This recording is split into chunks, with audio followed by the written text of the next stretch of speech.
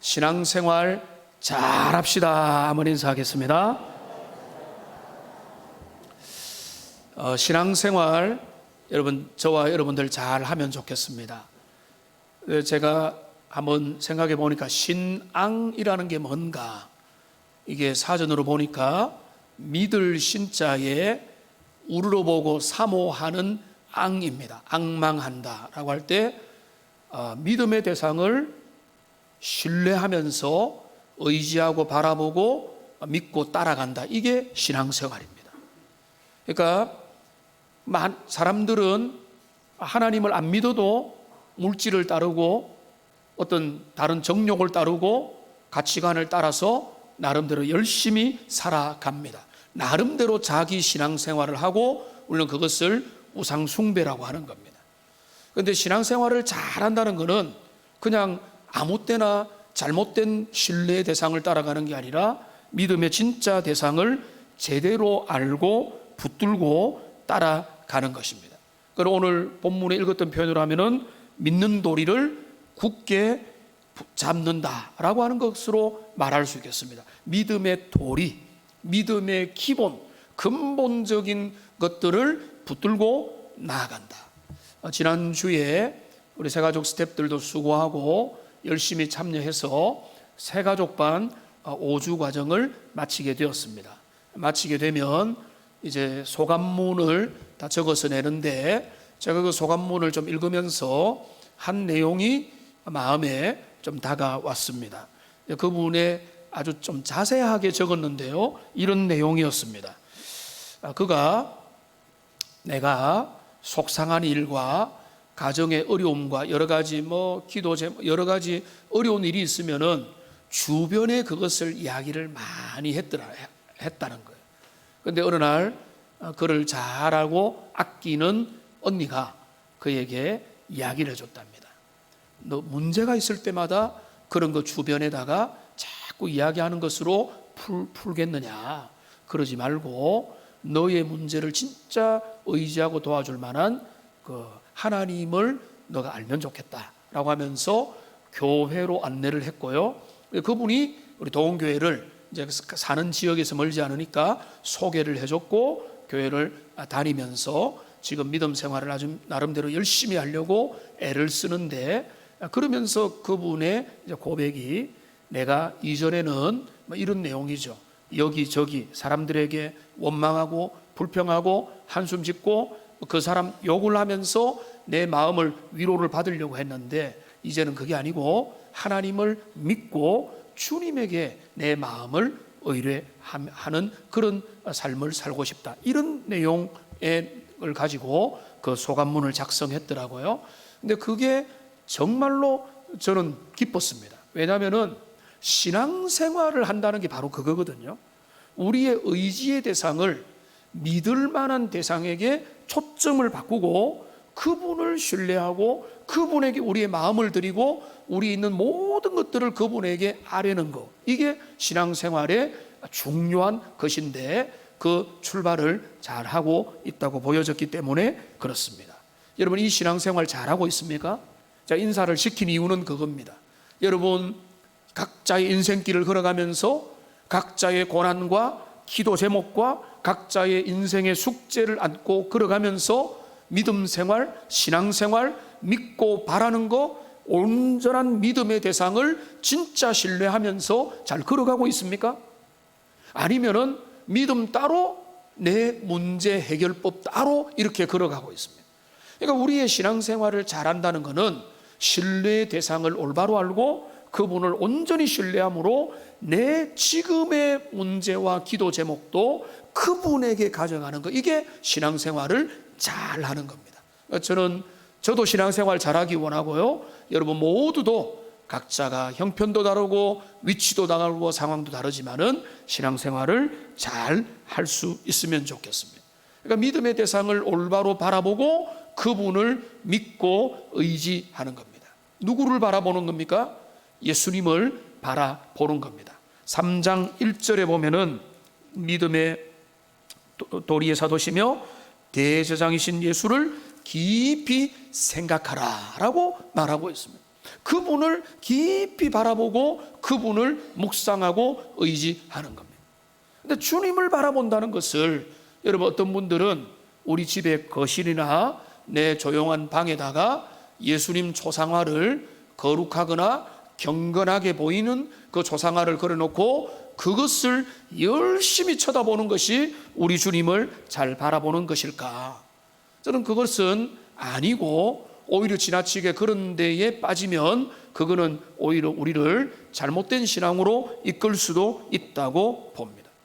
우리 주님을, 우리 그리스도를 바라본다는 것은 그분의 초상화를 바라보는 것이 아니라 우선은 기본적으로 뭔가 하면 그분에게 나아가는 것입니다.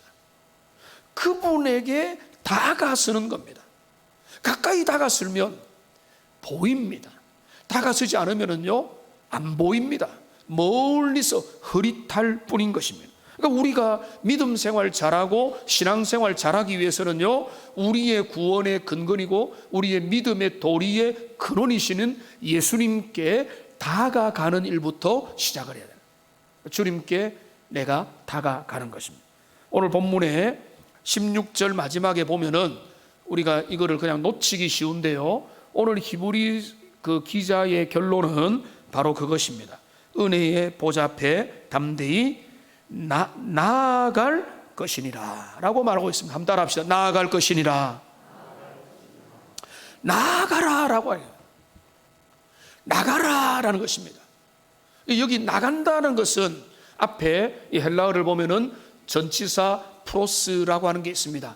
향하여, 어디로, 그분의 그 대상과 목적을 향하여 충실하게 나간다라고 하는 것입니다. 이 나간다, 그분 앞에, 하나님 앞에, 거룩하신 주님 앞에, 우리의 제사장 앞에, 우리 주님 앞에 성령님의 은혜를 따라서 나간다라고 하는 것은 신앙생활에 너무나 중요한 것입니다. 주님께로 나갑니다. 내가 주님을 향하여 내 마음을 드리고 나의 모든 것을 드리고 나의 모든 것을 다하여 주님께 갑니다라고 말하면, 갑니다라고 고백하는 게 신앙생활에서 중요한 것입니다. 그러면은 우리가 나가야 되는 거죠. 그분 앞으로 나가야 되는데 어디로, 누구에게로 나가야 되느냐? 여기 본문이 말하고 있죠. 은혜의 보좌 앞에, 은혜의 보좌 앞으로 담대히 나갈지어라. 너희가 나가는데 이상한 데로 가지 말고 은혜의 보좌 앞으로 너희가 나가면 좋겠다. 너희가 그거 나가고 있느냐?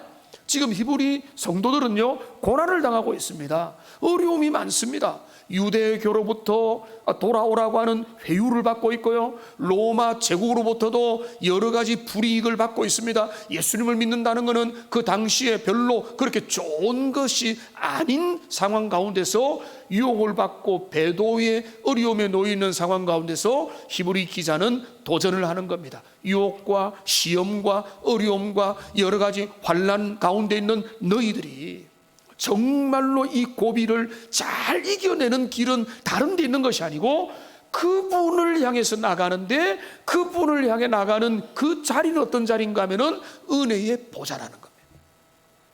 여러분, 우리가 말씀을 좀 단순하게 믿고 은혜 받을 필요가 있습니다. 왜 은혜의 보좌이죠? 왜 은혜의 보좌입니까? 은혜의 보좌인 이유는 분명합니다. 거기에서 은혜가 나오기 때문에 그렇습니다.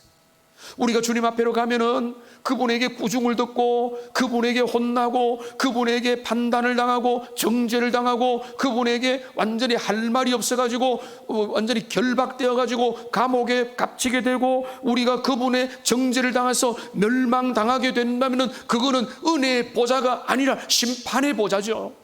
근데 우리가 그분 앞에 가는 그 자리는 심판의 자리가 아니고 정죄의 자리가 아니고 거기에는 어떤 멸망과 사망의 자리가 아니라 우리의 죄가 용서받고 우리가 주님으로부터 이해가 되며 주님이 주시는 위로와 은혜와 생명과 좋은 것들을 받아 누리기 때문에 그분에게 가라는 거예요. 그러니까 우리가 주님 앞에 가기만 해도 그분에게서 뭘 누립니까? 은혜를 누리는 거예요. 그러니까 은혜를 주시는 거니까 은혜의 보좌인 것입니다. 그러니까 우리가 단순하게 생각해 볼 때 내가 주님의 보좌 앞에 나아갑니다. 왜요? 그 보좌에는 우리 주님이 계시는데 우리 주님이 거기에서 우리를 아주 멸시를 하고 우리를 아주 정죄를 하고 우리에게 이건 옳다 저걸 틀렸다라고 우리를 가르치려고 하는 게 아니라 우리에게 우리 주님은 진리의 은혜와 사랑으로 우리를 보듬으시고 위로하시고 우리를 동정하시고 우리에게 은혜를 베푸신다는 겁니다. 그러면 은혜의 보좌에서 은혜가 흘러나오죠. 그러면은 은혜의 보좌에서 은혜가 흘러나온다는 것을 우리가 생각해 보면은 거기에 누가 계시기 때문에 그렇습니까? 은혜로운 분이 거기에 앉아 계시는, 은혜로운 분이 거기에 앉아 계시는 거예요. 여기 중요한 히브리서의 주제인데요, 여러분 14절을 보십시오. 14절을 보면 이렇게 됩니다. 그러므로 우리에게 큰 대제사장이 계신다. 우리에게, 여기 우리에게도 나중에 제가 한 번 더 설명을 하겠지만은 우리에게 큰 대제사장이 계신다. 15절에도 이렇게 말합니다. 우리에게 있는 대제사장은 이라고 말하고 있어요. 우리에게 대제사장이 있다는 겁니다. 성경을 빨리 넘겨서 7장 26절을 보십시오. 7장 26절에 보면은 또 비슷한 주제가 있습니다. 이러한 대제사장은 우리에게 어울린다, 합당한다는 거예요. 저들에게 어울리는 게 아니라 우리에게 어울리고 합당한다. 그리고 중요한 핵심이 8장 1절입니다. 지금 우리가 하는 말의 요점은 이라는 거예요. 히브리 기자는, 히브리서는 제일 어려운 성경 중에 하나지만은 히브리서 기자는 결론을 내려주는 거예요. 요점은, 포인트는, 핵심은 뭐냐? 이러한 대제사장이 누구에게 있다고요? 우리에게 있다는 것이라고 요점 정리까지 해주잖아요. 이게 뭐 요점입니까? 성경이 요점이라고 하잖아요. 그러니까 우리가 히브리서를 통해서 그리고 그 고난을 당하는 역경과 유혹과 어려움과 여러 가지 시험 가운데 있는 히브리 성도들에게 주님이 주시는 그 위로와 소망은 뭔가 하면, 너희가 그 은혜의 보좌를 바라보는데 그 은혜의 보좌에 누가 계시는가 하면은 은혜를 베푸시는 우리에게 주어진 대제사장이 거기에 계신다. 그분이 거기에 계시고 그분이 거기에서 우리를 도우시고 그분이 거기에서 지금도 살아서 역사하신다는 겁니다. 근데 여기에서 저는요, 여러분이 주목하기를 원하는 게 있습니다. 그건 뭔가 하면 우리에게라는 겁니다. 한번 따라합시다. 우리에게, 그들에게, 저 사람들에게, 남들에게, 어떤 특정 그룹들에게가 아니에요. 이 대제사장, 저 영원한 영광을 받으시고 그 통치하시는 그 하늘의 영광을 얻으신 부활의 권능의 우리 주님은 바로 우리에게 합당한, 지금 어려움을 당하고 지금 고난을 겪고 지금 힘들어하는 바로 여러분들에게 제일 적합한 분이라는 겁니다. 그러니까 결론이 뭐죠? 그분에게 나가자. 그분에게 왜 나가지 않느냐? 그분에게 왜 나가서 여러분의 어려움과 내 마음의 슬픔과 고독과 해결하지 못하는 문제와 인생의 그 근본적인 어려움들마저도 왜 그분에게 나가서 풀지 않고 너 방법으로 풀고 너가 시시하게 인간적인 방법으로 싸우느냐? 너가 주님을 믿는다면, 너가 믿음의 도리를 진짜 붙잡았다면 그분이 누군지, 그분이 어떤 분인지, 그분이 바로 우리를 위한 대제사장이심을 너희가 잊지 말라. 저는 이 말씀을 준비하면서 평소에도 은혜 받았지만은 우리에게 있는 대제사장이라는 이 말이 너무나 은혜롭게 다가왔어요. 여러분, 여러분이 알고 있는 최고위직이 누굽니까? 여러분, 시장님하고 친합니까? 약속 잡으면 만날 수 있습니까? 여러분, 누구하고 친하고 누구하고 여러분 교제하고 소통할 수 있습니까? 저는 이래봬도 대통령이 참여하는 국가조찬 기도회에 정식으로 초청을 받았습니다. 초청장이 꽤 괜찮은 초청장을 줍니다. 거기에는 원하면은 VIP 주차장 주차권과 그리고 어느 맨날 몇 시에 어떻게 하면은 여기 오시면은 되겠습니다 라고 하는 정식 초청장이었습니다. 몇 번을 받았지만은 갈 생각이 별로 없었습니다. 전에도 말씀드렸지만은 이유가 있습니다. 왜냐하면은 대통령이 앉는 테이블에 앉을 확률이 거의 없어요. 앉는다면은 갔을 거예요. 앉는 확률은 거의 없을 뿐만 아니라 순서를 안 맞기도 했지만은 거기에 많은 분들이 모이는데 어쩌면은 끝자리에서 그분의 연설을 들을 수는 있을 거예요. 그리고 행운이라면 나가면서 대통령에게 악수 한번 할 수 있을 겁니다. 그런데 내가 대통령하고 대화를 하고 싶어서 뭐 이렇게 대화를 시도하면은 고개를 끄덕하면서 하다가 내가 진짜 하고 싶은 이야기를 하려고 하면은 어떤 일이 벌어졌어요. 경호원들이 앞에 와서 지금 여기서 이러시면 안 됩니다라고 말릴 겁니다. 그리고 저는 이제 할 말도 못하고 돌아 나오게 될 겁니다. 그거를 생각해 보니까 한 20년 전에 청와대를 어르신들과 함께 방문했던 그 모습이 다시 떠올랐습니다. 근데 그때 많은 분들이 가서 청와대를 보면은 그게 뭐가 되냐면 조경이 아주 잘 돼 있거든요.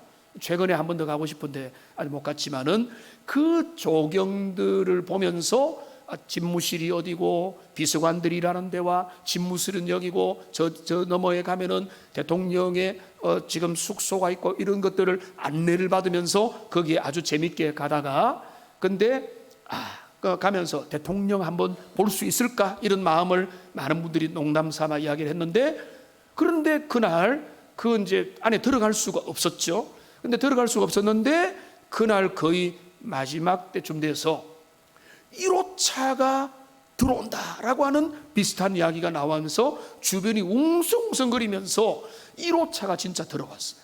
1호차가 들어오고 몇 차가 차량이 딱 따라오는데 사람들이 기대를 했습니다. 1호차의 문이 열려서 손이라도 흔들어주면 너무 좋겠다라고 기대를 하고 딱 바라보는데 그 일은 일어나지 않았어요. 그리고 1호차가 들어갔는데 그래도 거기 있던 사람들은 행복했습니다. 우리는 대통령 1호차가 들어가는 것을 봤다. 아마 돌아와서 사람들 자랑했을 거예요. 청와대 갔는데 구경을 하는데 마지막에 1호차가 들어와가지고 문은 안 열어줬지만은 우리가 그걸 봤다고 사람들한테 한 100명한테 이야기를 했을 겁니다. 여러분 제일 친한 고위층이 여러분하고 얼마나 가까우세요? 얼마나 여러분 이야기를 속에 있는 이야기를 들어줄 것 같아? 5분 10분 정해놓고 진짜 어렵게 약속받으면 겨우 그 정해진 시간 이야기 아니면 비서가 와가지고 이러시면 안 됩니다라고 하고 정리를 할 겁니다. 근데 뭐라고요? 만왕의 왕이시고 우리의 우주와 하늘에 있는 것과 땅에 있는 것과 세상의 모든 것들을 통치하시는 우리의 대제사장 되시는 그리스도 예수께서 그분이 뭐라고 말씀하는가 하면은 너희를 위해서 내가 존재한다고 말씀하고 있는 거예요. 그분은 졸지도 않고 그분은 주무시지도 않고 그분은 이 약속이 있으니까 너는 지금 시간에 못한다고 하는 그 전능하시고 무소부지하신 분은 우리에게 약속 스케줄을 펑크도 안 내세요. 우리가 펑크 내지.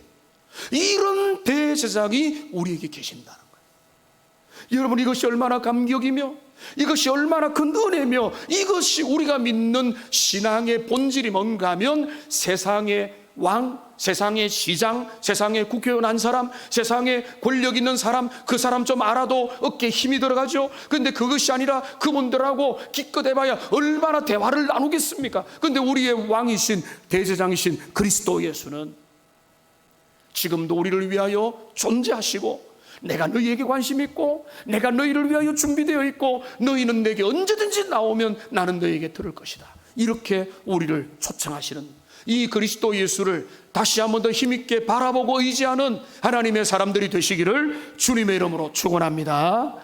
우리의 믿음의 대상이 그렇게 놀라운 것입니다. 그러니까 주님 앞에 나갑니다. 그런데 하나님 앞에 나갈 때 여러분 청와대 들어갈 때 얼마나 절차가 복잡하고 신분 증명하고 뭐 많은 것들을 해서 들어가는데 주님 앞에 나갈 때는 어떻게 나가라고 합니까? 여기에 그분 앞에 나갈 때 자세가 있습니다. 오늘 16절 뒤에 보면 은혜의 보좌 앞에 어떻게 하죠? 담대히 나아갈 것이니라. 한번 따라합시다. 담대히 나가는 거예요. 담대히 나간다는 것은 뭔가 하면 거침없이 당당하게 신뢰하는 마음을 가지고 그분 앞에 나간다는 것입니다. 여러분 원래요 우리는요 우리의 수준을 알고 우리가 어떤 사람인 줄 알면은 우리는 부끄러워서 숨어버립니다. 아담과 하와가 그랬죠. 우리는 하나님 앞에 설 수 없어요. 그리고 우리는 은혜 받았지만은 우리는 여전히 죄 가운데 있어요. 우리는 자기중심이고 연약하고 부족하고 흔들리고 본능이고 정욕적이고 연약함들이 여전히 우리의 삶을 휩쓸고 있는 겁니다. 이런 때 주목하면은요, 하나님 앞에 부끄러워서 주님 앞에 설 수 없는 존재인데 오늘 뭐라고 이야기하는가 하면은 담대히 나가라고. 담대히. 그러면 이 담대히 나간다는 것은 적어도 뭔가 하면은 내가 지난 한 주간은 깨끗하게 생활했고 나는 좀 선행도 했고 조금 공로도 있으니까 이거 의지하고 주님 앞에 나간다고요. 여러분, 그것이 나쁜 일이 아니라 여러분 그 외에 지은 죄들이 너무 많아가지고 그거로는 우리는 담대히 주님 앞에 나갈 수 없는 거예요.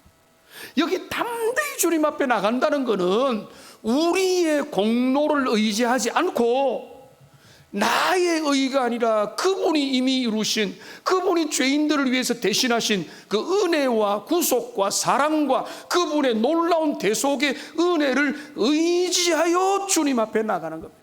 여러분, 우리가 주님 앞에 나갈 때 믿음으로 담대히 하나님 앞에 나가는 하나님의 자녀들 되시기를 소망합니다. 우리의 의가 아닙니다. 우리의 자격이 아닙니다. 우리의 자격과 공로는요, 그리스도께서 대신하여 다 해결해 주심을 믿고 의지하여 그분 앞에 담대히 나아가는 것입니다. 우리가 담대히 나갈 때 그 어디로 나갑니까? 은혜의 보좌 앞으로 나가죠. 그 은혜의 보좌 앞에는 보좌에는 누가 계십니까? 예수님이 계십니다.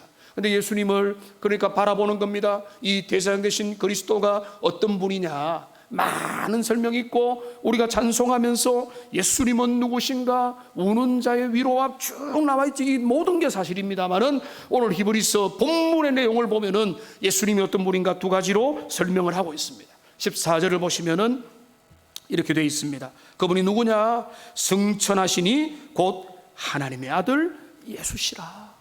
여러분 한번 연결해서 생각을 해보면은 고난주간을 거치고 부활주의를 이어서 또 이제 오늘까지 이제 설교가 이어지고 있는데요, 우리가 바라보는 예수님은요, 단순히 단면적인 예수님이 아니세요. 지금 예수님이 어떤 분인가 하면은 이 땅에 오셔서 죽음을, 고난을 겪으시고 죽음의 십자가를 지시고 부활 승리하여서 하늘에 승천하여 지금 세상을 통치하는 분, 그분이 바로 그리스도 예수신 것.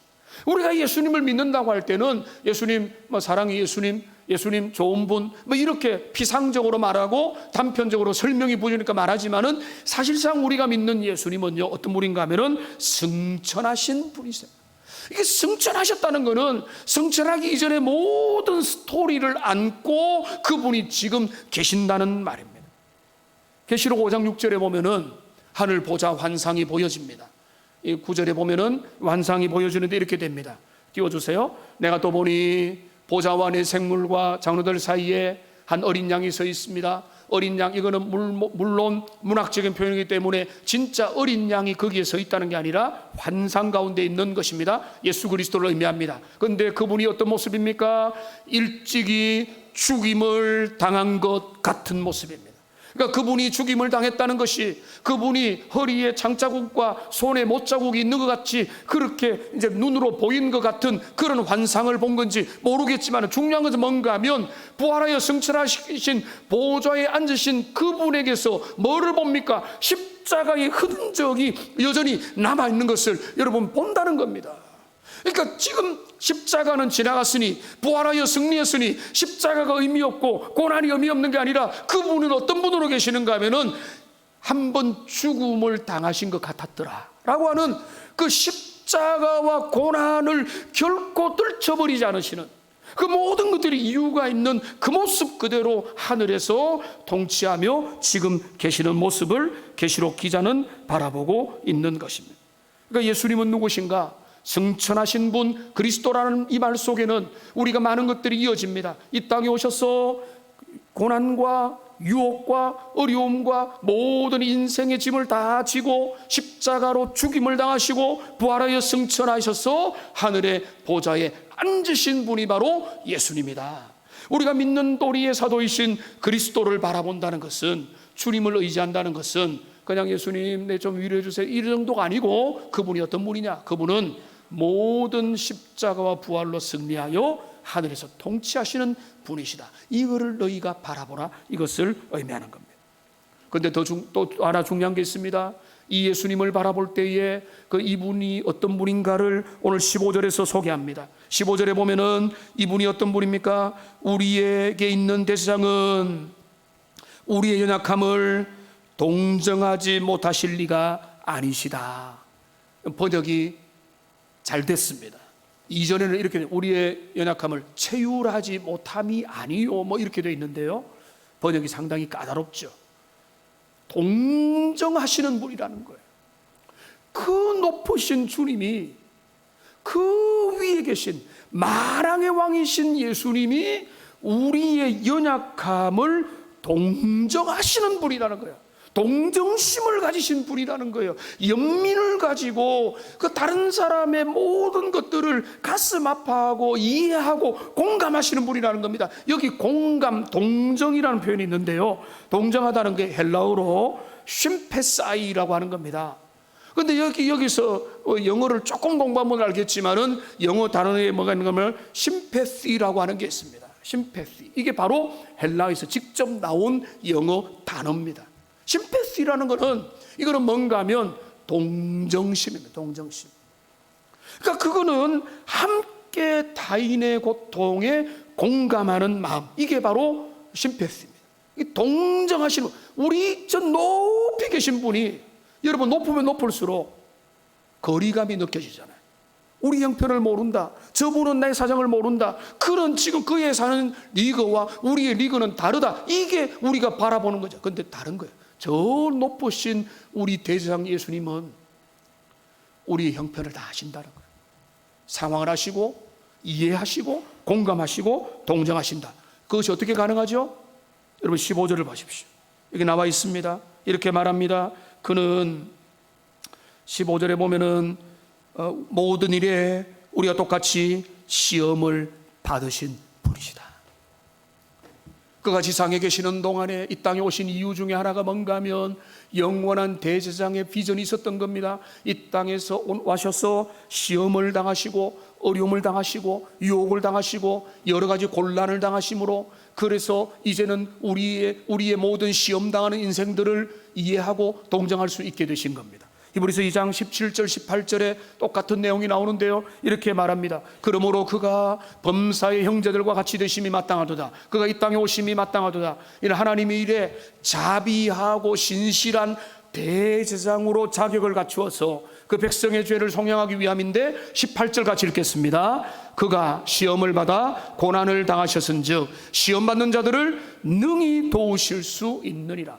여러분, 이것이 우리가 그분을 의지해야 되는, 그분에게 나가야 되는 확실한 이유는 뭔가 하면, 이분은 냉정한 분이 아니고, 이분은 매몰찬 분이 아니고, 이분은 우리의 연약한 상황을 고려하지 못하는, 아주 그 공감대를 이루지 못하는 분이 아니라, 이분은 누구신가 하면은 우리의 모든 사정과 우리의 모든 속상함과 우리의 모든 인생에 당면한 문제들을 다 알고 다 친히 경험하셨고, 그 모든 것들을 알기 때문에 그 모든 것들을 다 이해하시고 도와주시고 위로하시고 회복시켜 주시는 분이시라는 것. 여러분, 이것이 그리스도께 나아가는 우리의 이유가 되기를 소망합니다. 그분이 우리에게 그런 도움이 되기 위해서 이런 놀라운 경험들을 하신 겁니다. 예수님이 지상에 오셔서 많은 인생이 당하는 시험들을 친히 겪으셨습니다. 배고픔을 경험하셨습니다. 배신도 경험했습니다. 답답하고 억울한 상황도 경험하셨습니다. 사랑하는 이의 죽음 앞에 눈물을 흘리셨습니다. 음식과 명예와 능력에 대한 마귀의 시험을 광야에서 받으셨습니다. 사람들의 인기가 많아져서 당신을 왕으로 삼고자 하는 그런 유혹도 경험하셨습니다.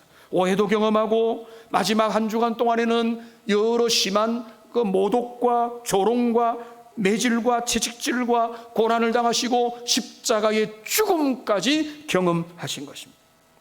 누가요?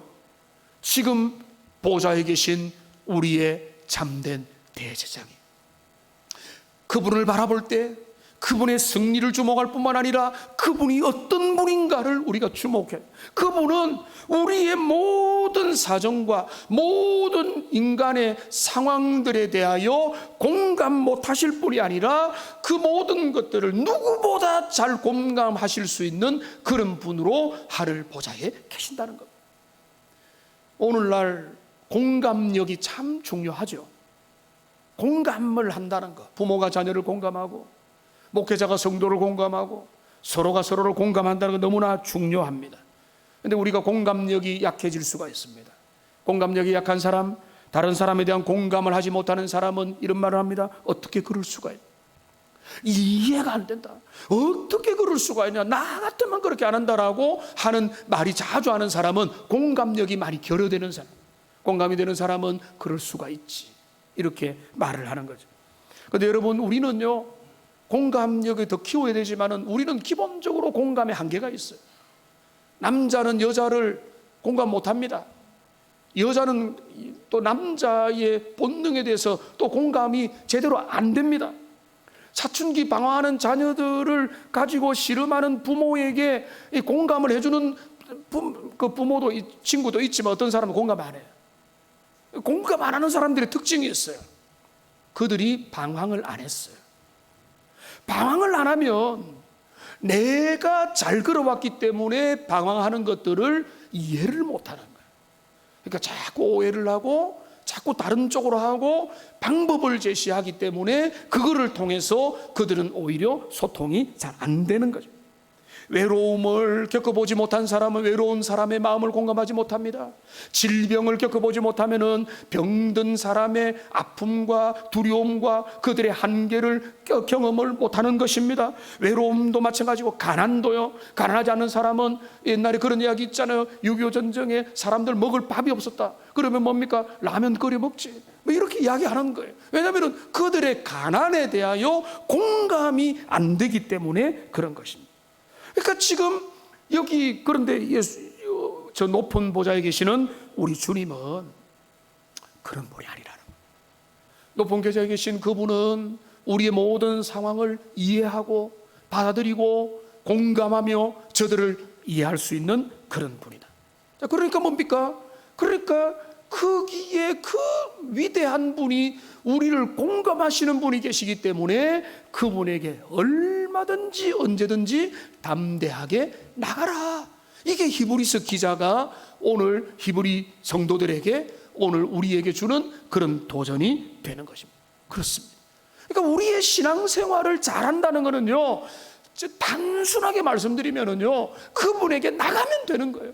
믿고 의지하고 그분을 바라보고 우리의 진짜 우리에게 있는 대제장을 의지해서 그분을 바라보고 그분을 의지하여 그분에게 마음을 다 털어놓고 나가면 그게 신앙생활 제일 잘하는 것입니다. 그러니까 그분에게 나간다, 이게 히브리서의 주제인데, 여러분 제가 말씀드렸죠. 4장 16절 마지막에 담대히 나갈 것이니라. 그런데 이게 히브리서의 중요한 표현입니다. 10장 22절을 보십시오. 여기 보면은 화면에 나와 있죠. 우리가 마음의 뿌림을 받아 악한 양심으로부터 벗어나고 몸은 맑은 물로 씻음을 받았으니, 이 말은 무슨 말인가 하면은 예수님을 믿게 되었으니 이 말이에요. 그러면 예수님을 믿게 되었다면은 이제 할 일이 무엇입니까? 참마음과 온전한 믿음으로 하나님께 맞아고요 나가자라는 것입니다. 나가자라는 것은 똑같은 단어입니다. 그분에게 담대히 나아갈지니라와 똑같은 겁니다. 그분에게 나가서 그분에게 우리의 마음을, 우리의 형편을, 우리의 상황을 다 아뢰는 그런 것을 말하는 것입니다. 11장 6절도 마찬가지입니다. 여기 뭐라고 했습니까? 믿음이 없이는 하나님을 기쁘게 하지 못하나니 하나님께 많은 자는요 나아가는 자는, 똑같은 표현. 그분에게 나아가는 자는 주님에 대한 신뢰를 가지고 그분이 어떤 분인지를 이해를 하고 그분에 대한 믿음을 가지고 나는 연약하고 나는 흔들리고 나는 부족하지만은 주님을 의지하고 붙들고 그분 앞에 나가면 된다는 것입니다. 언제 나가라고요? 언제? 오늘 본문은 그것도 말합니다. 16절을 보십시오. 때를 따라 돕는 은혜를 얻기 위하여. 때를 따라 돕는 은혜. 이거 뭡니까? 맞춤식 은혜예요. 그러니까 어떤 상황에만 도와주시는 은혜가 아니에요. 맞춤식으로 어떤 상황에도 도움을 주시는 주님의 은혜가 그 보좌로부터 흘러나오기 때문에 그분에게 가기만 하면 청년들은 청년들의 문제 응답을 받을 것이고, 장년들은 장년의 문제 응답을 받으시고, 노년들은 노년기의 문제 응답을 우리 주님으로부터 받는 거예요. 그러니까 어떤 사람들에만 주님으로부터 응답을 받는 게 아니라 모든 사람들이 자신의 문제와 자신의 상황과 이것은 남들은 모를 거야라고 하는 그런 어려움과 역경들마저도 가지고 주님 앞에 가져가면은 그거를 가지고 때를 따라 우리 인생을 돕고 우리에게 은혜를 주시는 겁니다. 슬픈 자에게는 기쁨을 주십니다. 힘든 자에게는 새 힘을 주십니다. 피곤한 자에게는 강건함을 주시고요, 지혜가 부족한 자에게는 지혜를 부어 넣어 주십니다. 능력이 부족한 자에게는 힘을 베풀어 주십니다. 결정에 한계가 있는 사람들은 결정할 수 있도록 은혜를 주시고 도움을 주시고 방향을 결정해 주시는 겁니다. 위로가 필요한 자에게는 위로를 베풀어 주시고, 확신이 필요한 자에게는 확신을 부어 주시는 겁니다. 여러분, 주님이 필요하지 않는 자는 아무도 없습니다. 이 땅을 살아가는 모든 사람들 중에 모두가 주님이 필요하고 주님의 도움이 필요하고 주님의 은혜가 필요한데, 문제는 뭔가 하면 나아가고 있느냐라는 거예요. 그저 고개 끄덕이고 그렇구나, 그런 원리가 있구나라고 가만히 있으면요 그 은혜를 받아서 누리지 못하는 거예요. 그러니까 뭘 해야 되는가 하면은 그분 앞에 일마다 때마다 은혜를 얻기 위하여, 도움을 얻기 위하여 내 인생의 문제, 한계, 내가 해결하지 못하는 그냥 간단하지 않은 이 문제 앞에서 해결책도 모르는 문제가 있습니까? 역경을 만났습니까? 한계를 만났습니까? 그 문제 가지고 주님 앞에 달려나가는 사람이 진짜 믿음의 사람이고, 그게 신앙생활을 잘하는 사람이라. 여러분 어떻게 하고 있으세요?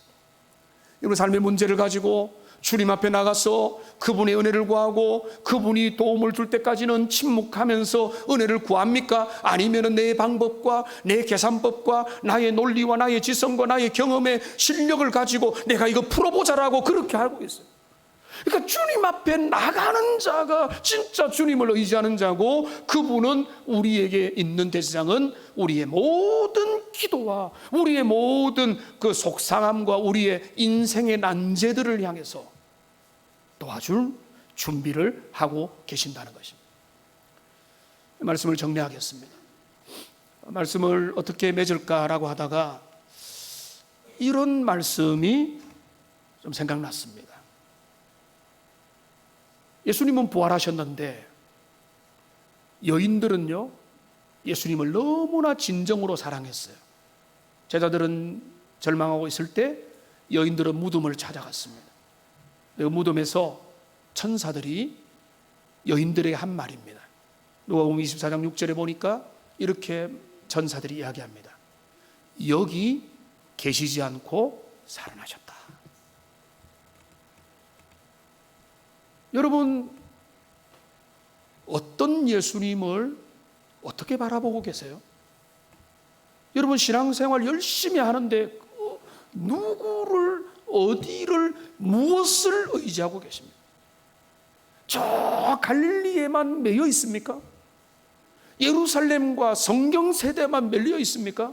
우리 주님은 그런 분이 아니고 이미 고난을 겪으시고 부활하여 승천하여 지금 하늘 보좌에서 전능한 힘으로 인생과 죄인들과 하나님의 사람들과 모든 피조물들을 섭리하고 계시기 때문에 지금 그분이 계신 그 은혜의 보좌에 그분이 어떤 모습으로 계시고 자기 백성이 어떻게 하기를 원하는지를 기억하면서 우리가 할 일은 우리의 모든 형편과 상황에 따라서 그분 앞에 나가는 것입니다. 그분을 의지하고 그분께 간구하고 우리의 속마음을 털어놓고 그분을에게 아뢰면 좋은 친구 되시고 영원한 참된 대제사장 되신 우리 주님께서 우리 기도를 들으시고 우리를 위로하시고 우리의 모든 좋은 것들을 다 베풀어 주실 것입니다. 이 신앙, 제가 처음에 뭐라고 했습니까? 신앙생활 잘 합시다라고 했죠. 신앙생활의 본질은요 바로 이것입니다. 참된 대제사장 그리스도 예수를 마음에 붙들고 그분 앞으로 여러분 모든 여러분의 상황을 일마다 때마다 때를 따라 돕는 은혜를 받기 위해서 지속적으로 나아가는 하나님의 복된 백성들, 위대한 백성들 다 되시기를 주님의 이름으로 축원합니다.